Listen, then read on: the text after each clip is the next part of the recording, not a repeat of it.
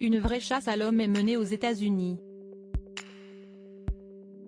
Les forces de l'ordre ainsi que des anonymes mettent tout en œuvre pour retrouver Brian Laundrie, accusé d'avoir tué sa petite amie Gabby Petito. Et plus les jours passent, plus les révélations au sujet de cette sordide affaire sont terrifiantes. En effet, selon l'avocat de la famille de la jeune femme, Brian Laundrie aurait volé et utilisé la carte de crédit de Gabby Petito, après sa mort. Selon les médias américains, le FBI accuserait l'homme d'avoir utilisé de façon totalement illégale sa carte bleue pour un montant de 1000 $, et ce, après sa disparition.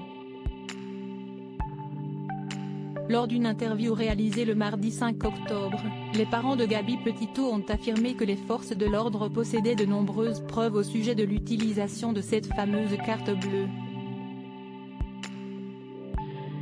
Selon eux, le scénario est clair, il s'est enfui. Il a volé sa carte de crédit. Il a l'utilisée pour rentrer chez lui, puis s'est enfui de la police. Cela en dit beaucoup sur ce qu'il pensait à l'époque. Les transactions auraient eu lieu entre le 30 et le 31 septembre dernier, soit plus de 10 jours après avoir retrouvé le corps de la jeune femme. Des révélations qui font froid dans le dos et qui, si elles sont avérées, accusent d'autant plus Brian Laundrie.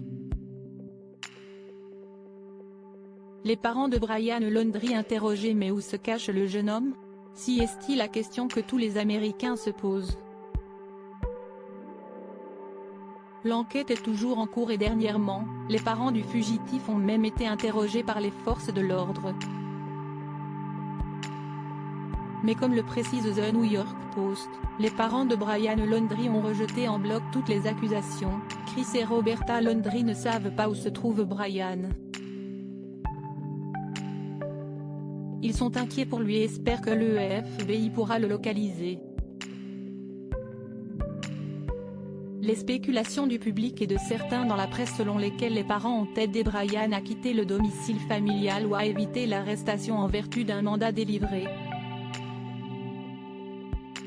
sont tout simplement fausses, a déclaré l'avocat Ben Bertolino dans un communiqué.